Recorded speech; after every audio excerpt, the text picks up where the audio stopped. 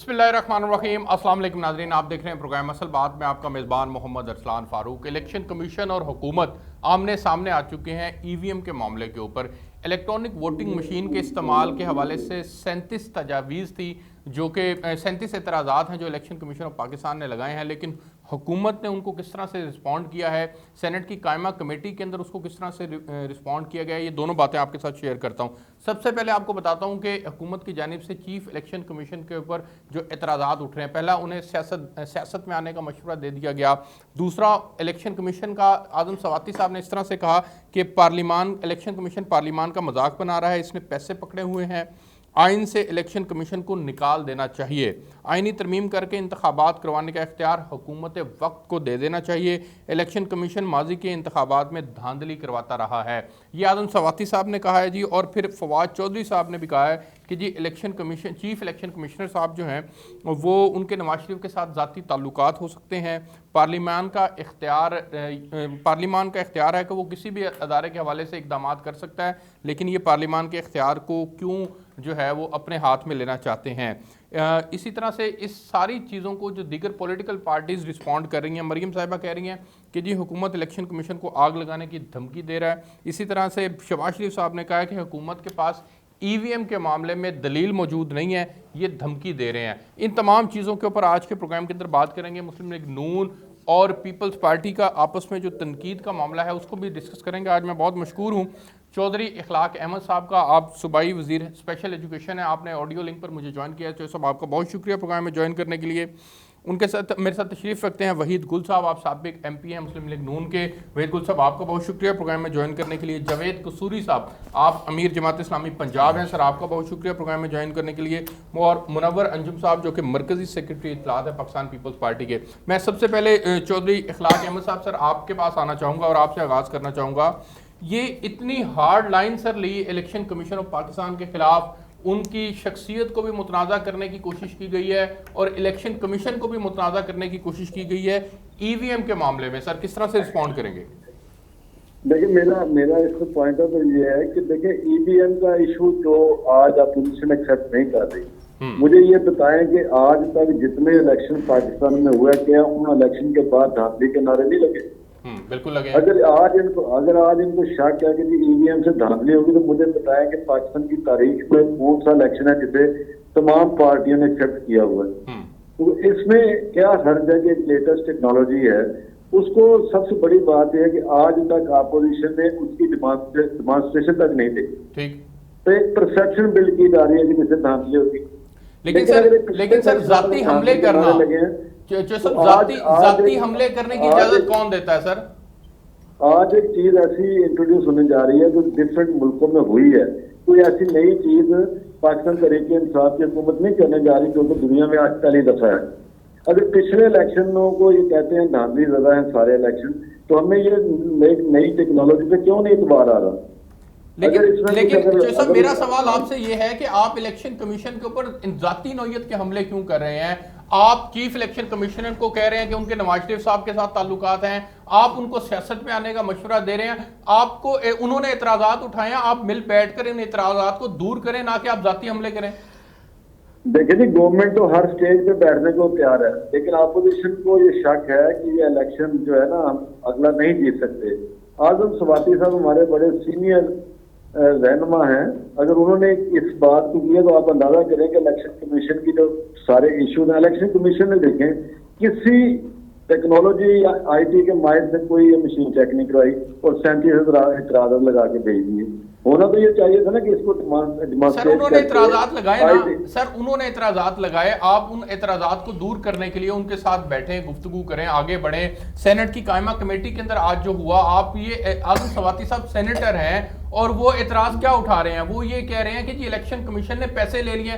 इसका मतलब क्या है? इसका मतलब ये है कि 2023 के अंदर ही अगर इलेक्शन होते हैं तो आप आज से ही इलेक्शन कमीशन को मुकम्मल तौर पर मुतनाज़ा बना रहे हैं, ताकि 2023 में इलेक्शन हो तो अगर किसी वजह से आपको कुछ सीटें नहीं मिलेंगी तो आप एतराज उठाएंगे कि देखें जी हम तो कहते थे कि ये इलेक्शन कमीशन मुतनाज़ा है।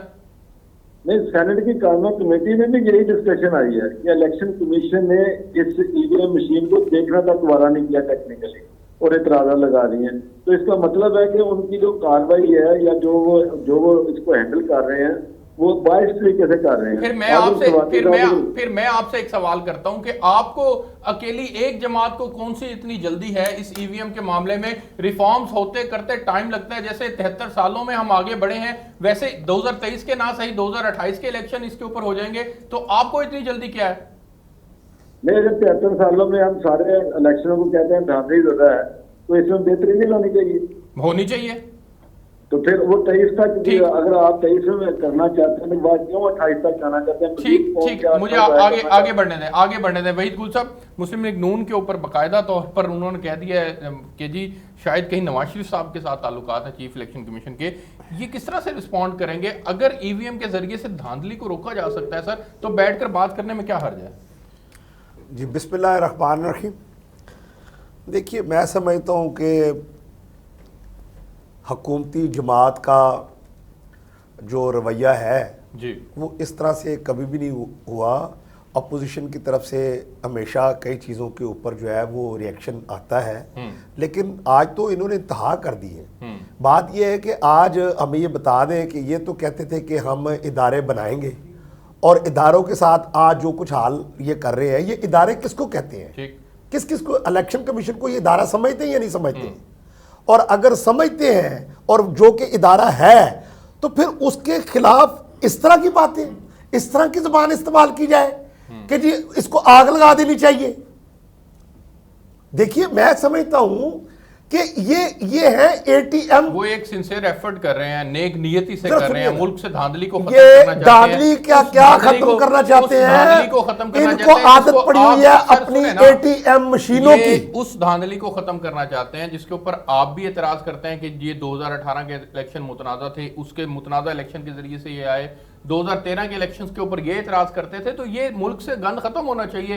अगर जदीद टेक्नोलॉजी के जरिए से ये धांधली खत्म हो सकती है तो क्या इतराज है? ये कैसी धांधली खत्म हो रही है? जिन मशीनों के बारे में ये डबल मोहरें लगेंगी, जरा सुनिए ना, डबल मोहरें नहीं, जरा सुनिए ना, जिन मशीनों के बारे में यहां तक आ रहा है कि उसको एल्फी डालकर जो है वो मशीन को जो वो ब्लॉक किया जा सकता है। तो पहले आरटीएस सिस्टम आपका बंद होता था, तो अब आसान कुलिया उसका निकालने लगे कि ऐसी मशीनें ले आई जाए कि जिसके अंदर एल्फी डाल के और उसको जो है वो रिजल्ट को सारे को जो है वो रोक दिया जाए, खराब कर दिया जाए। तो सर ये रिफॉर्म्स है ना, इनके ऊपर बैठ के बात कर लें, इतराज़ात को दूर कर लें। हमने क्या बात करनी? देखिए, जो उनकी लैंग्वेज है, जो उनकी जुबान है, अदारों की बात कर रहे हैं। अगर इलेक्शन कमीशन एक अदारा है, तो नैब भी तो एक अदारा है जिनको रोजाना मरियम नवाज जिसके बारे में बोलती है। सर नैब अदारा नहीं है? नैब इदारा जरूर है, लेकिन वो आपने तो घर का इदारा बना लिया हुआ है चौधरी साहब, वो उसको तो आपने घर का इदारा बना लिया हुआ है। उसको सिवाय अपोजिशन के कोई और फर्द नजर नहीं आता।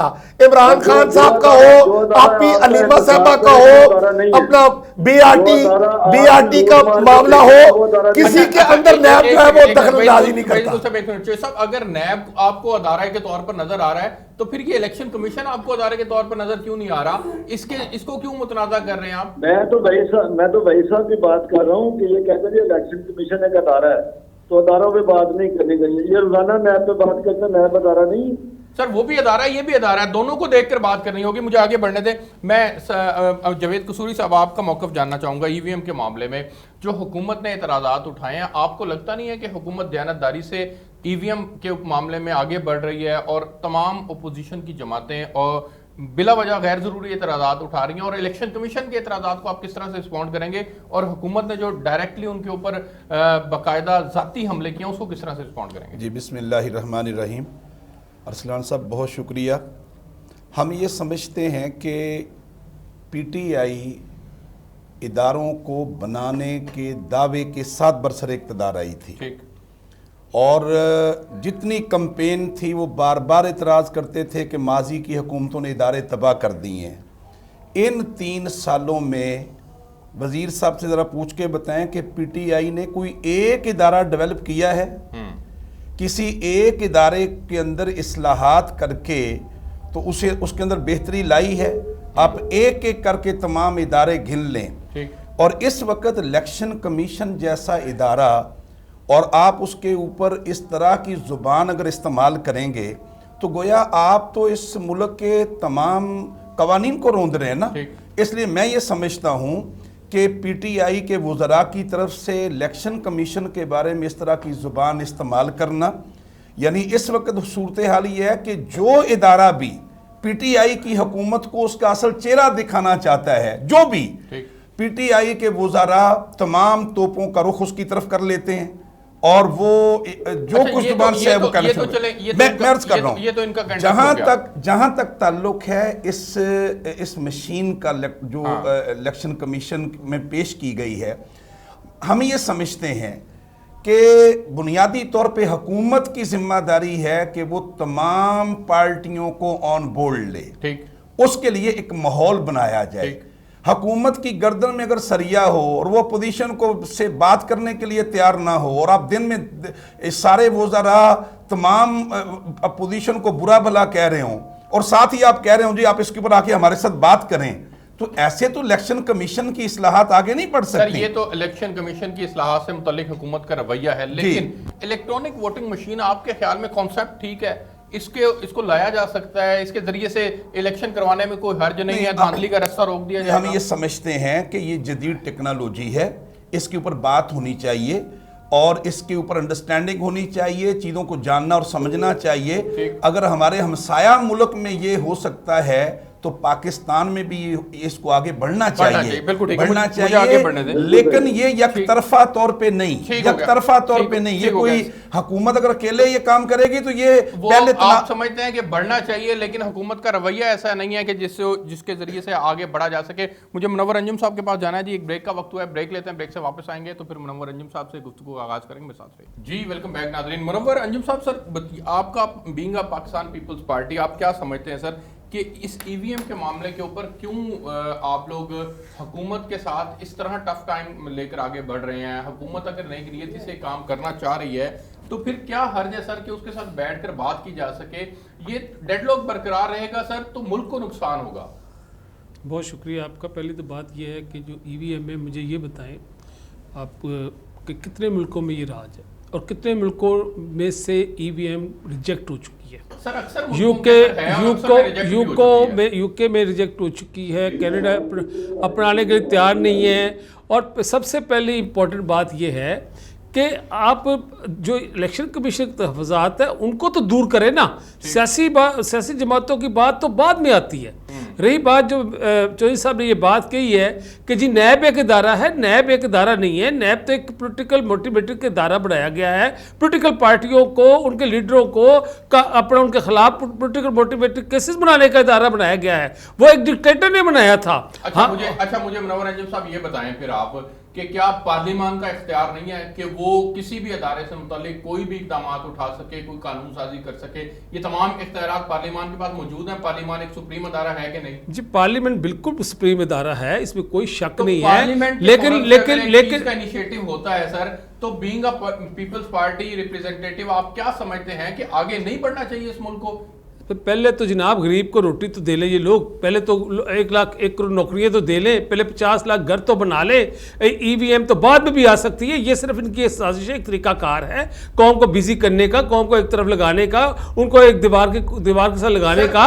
पहले ईवीएम की तब जरूरत पड़ेगी। अभी 2 साल पड़े हुए इलेक्शन में, पहले कुछ करके तो दिखाए, किया 3 साल हो गए, किया कुछ नहीं है, बढ़ के मारी जा रहे हैं। सर सुने, आप लोग हमेशा ये कहते आए हैं कि पाकिस्तान का सबसे बड़ा मसला है कि धांधली ज़दा इंतखाबात को खत्म किया जाए, जमहूरियत को उसके असल रूह में बहाल किया जाए ताकि आम आदमी के मसाइल हल हो सके। ये आपका सबसे बड़ा मसला, तो उसका तरीकाकार ईवीएम नहीं है। जो राज है हमारे पास मुल्क में, उसको पहले आगे लेके जाए, उसमें शफाफियत पैदा करें, उसके अंदर पहले सब कुछ क्लियर कर लेना, वो तो बाद में भी आ सकती है। वो आप अभी 3 इलेक्शन हो चुके हैं, 15 साल होने वाले हैं, 2 साल रह गए हैं, इसके बाद आप 20 अपने जो चौथे में एंटर तो ले के तौर पर ये लाया जाए तो इसमें हर्ज क्या है सर? मसला ये है, सिर्फ इसका सवाल का जवाब दें। बात ये है कि हर्ज हमें नहीं है, हम तो कहते हैं कि बैठे बात करें हमारे साथ। वो किसी के साथ बात करने के लिए तैयार नहीं है। इतने इश्यूज पैदा हुए, इंडिया ने कश्मीर को यकरार बना लिया, इंडिया ने वहां कब्जा कर लिया, वहां अपने तरमीमें कर ली, उस पर तो आपने ऑल पाकिस्तान कॉन्फ्रेंस नहीं बढ़ाई, पूरी जमातों को ऑन बोर्ड नहीं किया। उन्होंने जो है ना कश्मीर पे सौदा कर लिया, उस पर नहीं किया, इकोनॉमिक प्रॉब्लम हमारे मुल्क में है उसमें वो तो किसी से बात करने के लिए तैयार नहीं है। वो तो डिक्टेटर बन के इस तरह से काम कर रहे हैं जैसे उसके ठीक हो गया चौधरी इखलाक साहब। सर गुजारिश ये है कि इश्यूज इतने सारे हैं मुल्क के, ना सिर्फ लोकल इश्यूज हैं बल्कि इंटरनेशनल इतने इश्यूज हैं जिसके ऊपर अपोजिशन को इत्मीनान में लेकर आगे बढ़ा जा सकता है, पार्लियामेंट का मुश्तरका इजलास बुलाया जा सकता है। आप लोग किसी मामले में तो अपोजिशन पे इत्मीनान करने को तैयार नहीं है, तो इस मामले को कैसे फिर आगे बढ़ाया जाएगा? नहीं, मुझे पहले तो ये मुनव्वर रंजन साहब पीपल्स पार्टी से मुझे इनकी आवाज क्लियर नहीं आई थी। इनका मौक़िफ़ वाज़ेह है, पाकिस्तान पीपल्स पार्टी के मरकजी सेक्रेटरी इत्तलात है, इन्होंने वाज़ेह तौर पर मौक़िफ़ डिप्टी मरकजी सेक्रेटरी है कि इनका मुल्क के इतने बड़े बड़े इश्यूज हैं, गवर्नेंस का इशू है, आम आदमी को रोटी आप नहीं दे रहे, महंगाई का तूफान है मुल्क के अंदर, आप इन इश्यूज को रिजॉल्व करने के बजाय एक ऐसे इशू की तरफ बढ़ रहे हैं जिसका आम आदमी से ताल्लुक कोई नहीं है, वो ये मौक़िफ़ लिए हुए हैं। ये सारे इशू जो है ना ये वोट से रिलेटेड हैं। अच्छा, अगर वोट सही पड़ेंगे, एक मुंतखब हुकूमत सही आएगी तो ये इशू सॉल्व होंगे ना। इनको सबसे बड़ा मुझे मतलब आपके मुंतखब हुकूमत नहीं है, ये मान गए आप, इसका मतलब है बाद में वोट की तरफ आए, मशीनों की तरफ आए। मेरा पॉइंट ये है कि डेमोक्रेसी तो स्टार्ट ही वोट से होती है। अगर वोट जाने द्वारा अगर गांधी द्वारा इलेक्शन नहीं होंगे, एक ऐसी हुकूमत मान के वजूद में आएगी जिससे सबको एतमाद होगा, तो वही गुड गवर्नेंस कर सकती है, वही इन इश्यूज को सॉल्व कर सकती है। वोट जो है ना सबसे पहले चीज है। ये आपकी बात ठीक है, लेकिन आपके पास तो मैंडेट मौजूद है ना, आप तो मुंतखब होकर आ गए, इलेक्शन शिफाफ थे, आपको लोगों ने वोट दिए, 2 करोड़ के करीब आपको वोट पड़े। सर अब तो इस अवाम के मसाइल हल कर दे, ये किसने रोका आपको? नहीं तो मैं इन्हें बताना चाहता हूँ आपको, देखिए जवेद साहब की बात बड़ी वजनदार है। अगर हमारे साथ हिंदुस्तान में ये मशीन काम कर रही है बड़ी देर से, तो ये अपोजिशन को चाहिए था कि हमें कहते जी हम IT के साथ एक्सपर्ट बुलाते हैं, आप हमें डेमोन्स्ट्रेशन दे, इसमें अगर वो कमी पेशी है तो हम इसको निकाल सकते हैं। लेकिन अगर 73 साल में किसी को इलेक्शनों पे एतमाद नहीं है तो क्या हम फिर वही इलेक्शन करवाएं? उसमें बेहतरी भी लानी चाहिए। सर बेहतरी लाने में अगर अपोजिशन को जो इन्होंने कहा अपोजिशन को गर्दन में सरिया, आप इनको बताएं, शिबली फराज साहब इनको बुलाते रहे हैं, फवाद चौधरी साहब बुलाते रहे हैं, ये जब भी कोई पॉजिटिव चीज मुल्क के लिए करना चाहते हैं सबसे पहले अनार मांगते हैं। फैटर में भी आप देख लें, अब पाकिस्तान का सबसे बड़ा इशू फैटर क्या था? अच्छा सर, ये तो सर एनआरओ मांगते हैं सर, इलेक्शन कमीशन गवर्नमेंट जब भी अपोजिशन को इनवाइट करती है किसी पॉलिटिकल चीज के लिए तो ये सबसे पहले कहते हैं कि हमें यार रिलीफ दें, फिर आगे अभी तक तो इमरान खान यही कह रहे हैं कि मैं बात नहीं करूंगा, मेरे से बात ना करें। एनआरओ मांगते हैं लेकिन इलेक्शन कमीशन के तरह किसी ने एनआरओ नहीं मांगा। नहीं, इलेक्शन कमीशन का भी यही इशू है, उन्होंने ना IT के एक्सपर्ट बुलाए, ना उस मशीन की डेमोन्स्ट्रेशन दी थी, और मेरा ख्याल 37 पॉइंट के उन्होंने करारदाद में अच्छा जी, मैं आपको बताता हूँ कि जब शिबली फराज साहब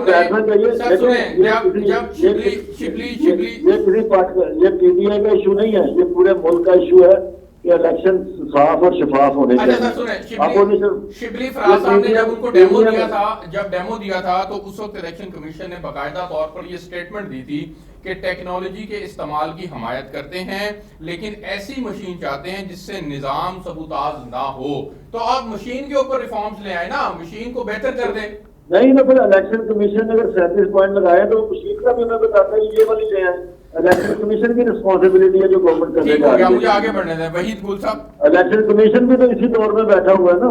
अच्छा ठीक, सर आपका ये तो आपके, अगर जवेद इकबाल साहब को मुस्लिम लीग नून ने अपॉइंट किया था तो ये तो आपके अपॉइंटी है सर, इनके ऊपर ही आपने इतराज उठा दिया। Chief election commissioner, chief election commission में हमसे पहले अपॉइंट ही है सर। नहीं, आपने अपॉइंट किया है सिकंदर सुल्तान राजा साहब को।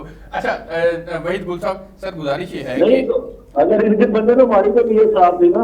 अच्छा ठीक है हमने तो, अगर इनके बंदे थे भी तो हमारी तो ये साफ थी चीफ इलेक्शन कमीशन लगाने। अच्छा सर, मुझे वहीद गुल साहब के पास जाने थे। वहीद गुल साहब, आपका मसला ये है कि आप लोग एनआरओ मांगते हैं और हुकूमत जो है वो जब भी आपसे बात करती है तो आप नैब केसेस और दीगर इश्यूज को रिजॉल्व करने की बात करते हैं, रिफॉर्म्स की तरफ कोई बढ़ने को तैयार नहीं है। वोट की शिफाफियत इस मुल्क का सबसे बड़ा मसला है, आम आदमी के मसाइल से हल होंगे।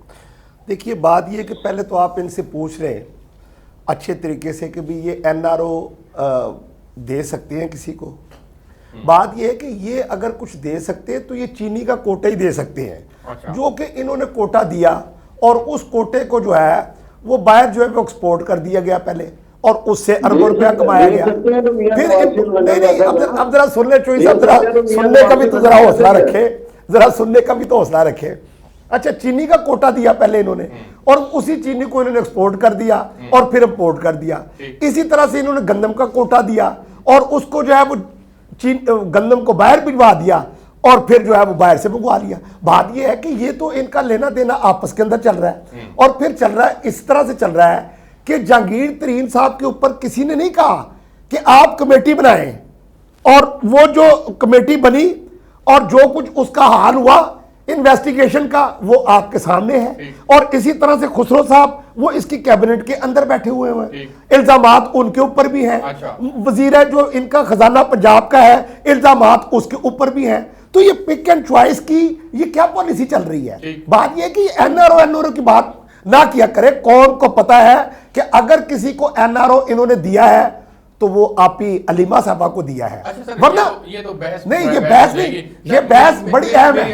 जरा सुनिए, सुनिए, आप इस मुल्क का सबसे बड़ा मसला शफाफ वोट नहीं समझते, शफाफ इंतखाबात नहीं समझते। देखिए पहले तो ये बताएं ना कि ये किस वोट के जरिए से आए हैं। सर ये तो नहीं ये बताना पड़ेगा ना। देखिए जरा सुनिए, देखिए एक बात सुनिए, चोर जिसने चोरी की होती है, वो एक मैं वीडियो देख रहा था, वो जो कार चोर था वो बताता है कि मैं इस तरह से मैंने कार चोरी की है। पहले तो कौम को ये बताएं कि हम इस चोरी के जरिए से जो है वो इक़्तिदार के अंदर आए हैं। जरा सुनिए ना, वो अपने लाए हुए निजाम नहीं, इस तरह से नहीं, वो आए, जिसके इस तरह से नहीं, इस तरह से ना नहीं। देखिए लॉजिकली बात करें, जिसके वो बेनिफिशियरी, जिस सिस्टम के वो बेनिफिशियरी, वो उसके खिलाफ ही अलम में बगावत करते हैं, वो का ऐलान करते हैं, वो कहते हैं जी ठीक है सिस्टम को तब्दील कर दें, जदीद टेक्नोलॉजी सिस्टम को नहीं तब्दील कर रहे हैं। सुने ना, वो जदीद टेक्नोलॉजी का इस्तेमाल आ रहे हैं, वो डबल मोहरों के जरिए से चले वो उन्हें बाहर जाके रिगिंग के जरिए आए हैं, उन्हें क्या आप सब बाले कौम के आगे आके कहे कि हम रिगिंग के जरिए आए हैं, बिल्कुल। इसलिए हम जो है हम इस्लाह करना चाहते हैं।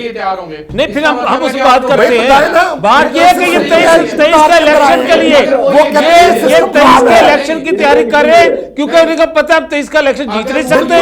23 का इलेक्शन जीत नहीं सकते।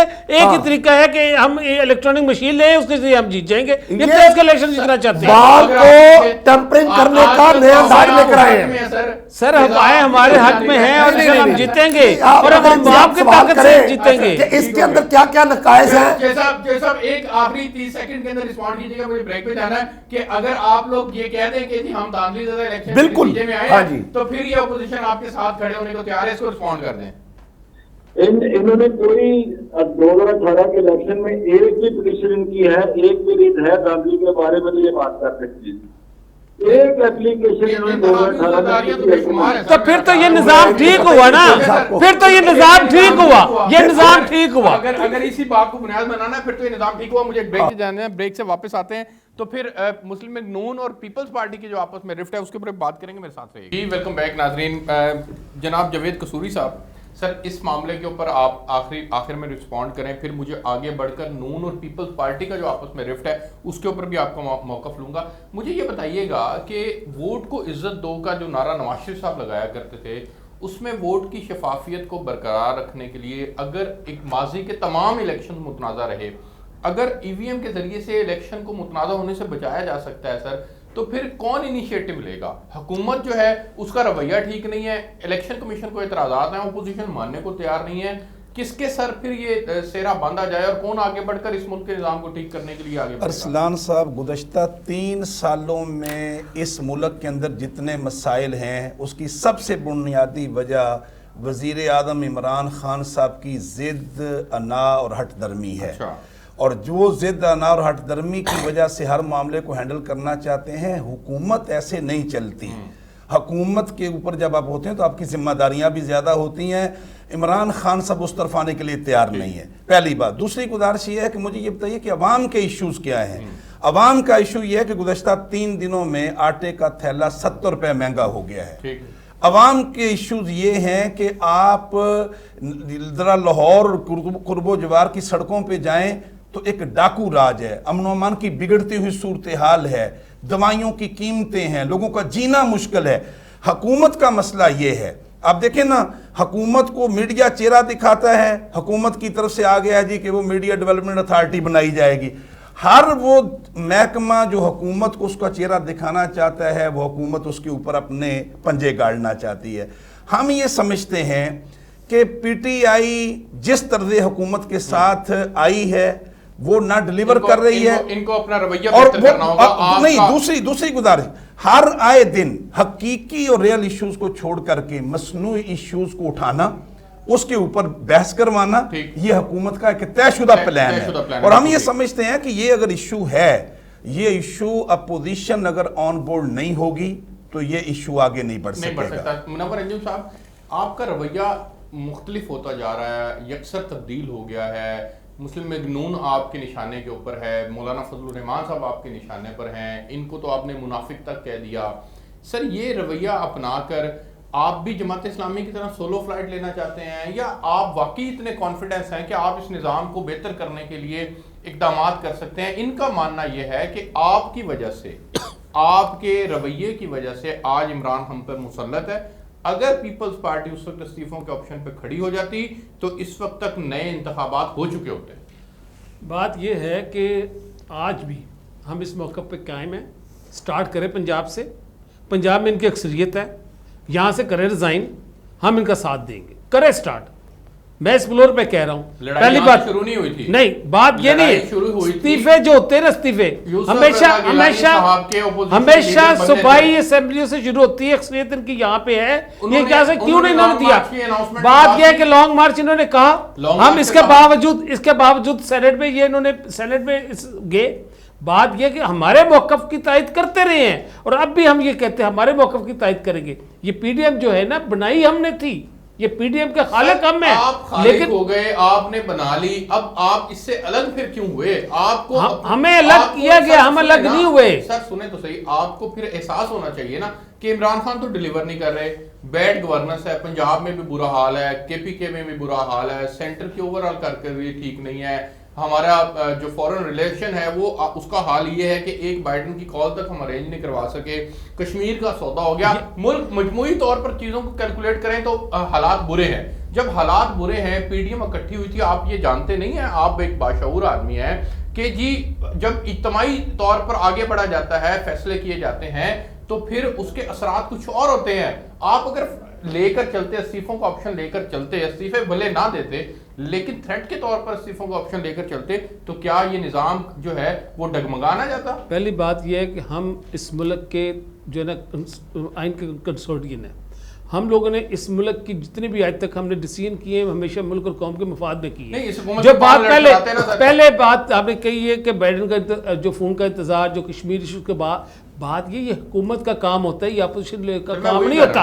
दूसरी बात आपने कही, दूसरी बात ये आपने कही कि अपोजिशन ने किरदार अपना पूरा अदा किया। हमने अपने असेंबली के फ्लोर पे हर बात की, तो माफी किसने मांगी?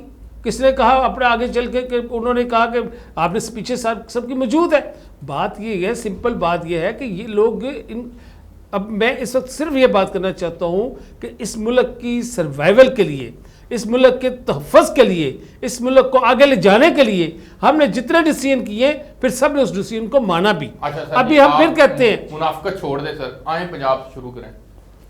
देखिए, मैं समझता हूँ कि जुल्फ़कार अली भुट्टो साहब की निस्बत से मुझे बड़ा इस जमात का एक एज ए पोलिटिकल वर्कर एक बहुत बड़ा एहतराम है।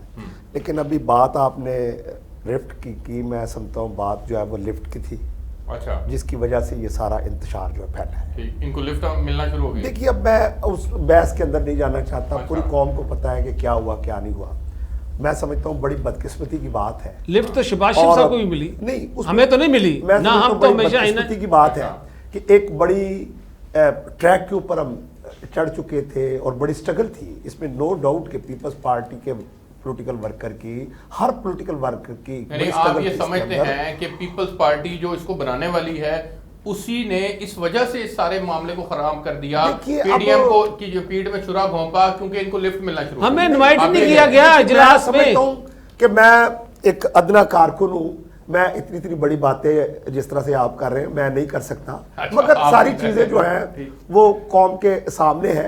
मगर मैं कहता हूँ कि अब भी बात ये नहीं होती। बात ये होती है कि हमेशा पॉलिटिकल जमातों के दरमियान इख्तलाफ राय भी मौजूद होता है, और अब भी ये अपोजिशन की बड़ी जमात है और शहबाज शरीफ साहब की क़यादत के अंदर जो है वो कई इश्यूज़ को जो है वो इस वक्त टैकल कर रही है, मगर मैं समझता हूँ कि कौम खुदारा देख रही है। अच्छा, इनकी तरफ भी देख रही है, हमारी तरफ भी देख रही है, जमात इस्लामी से भी उनकी अच्छा तवक्कात सर, है।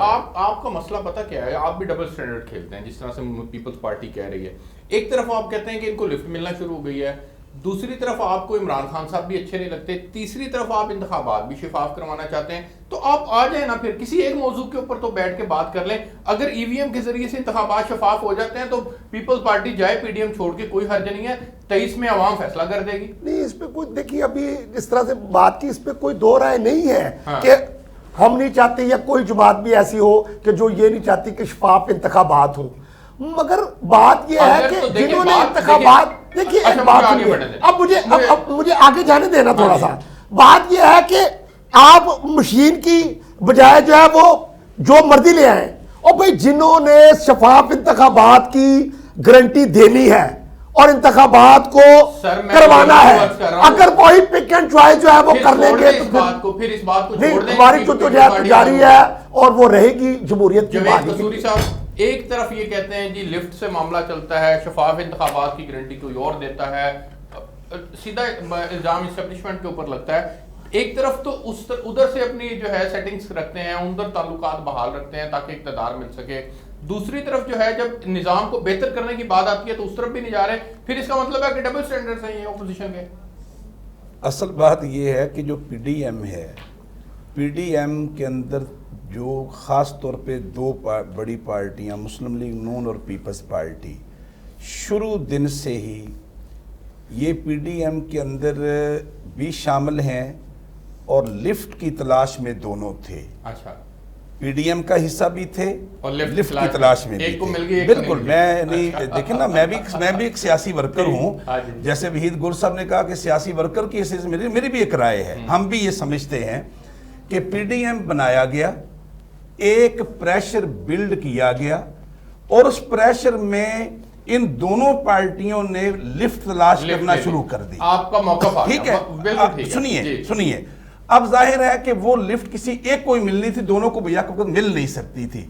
जिनको थोड़ा सा लिफ्ट का इशारा हुआ वो पीछे रह गए। और हम शुरू दिन से कह रहे थे पीपल्स पार्टी सिंध की गवर्नमेंट की कुर्बानी किसी सूरत नहीं देगी। मुनव्वर अंजुम साहब, बहुत बदकिस्मती की बात, ठीक है, अगर आपके मुतल्लिक ये राय कायम, अच्छा सुनिए सर, नहीं आपको मौका आ गया, वक्त कम है, कि आपके मुतालिक ये राय कायम हो जाए कि आप लिफ्ट के मुंतज़िर थे, लिफ्ट आपको मिल गई है, इससे तो निज़ाम खराब होगा सर। चीज़ें आप बेनिफिशियरी ज़रूर हो सकते हैं लेकिन मुल्क का फ़ायदा नहीं होगा। नहीं, ऐसी बात नहीं है। लोगों का कॉन्सेप्ट हो सकता है, ये परसेप्शन हो सकती है।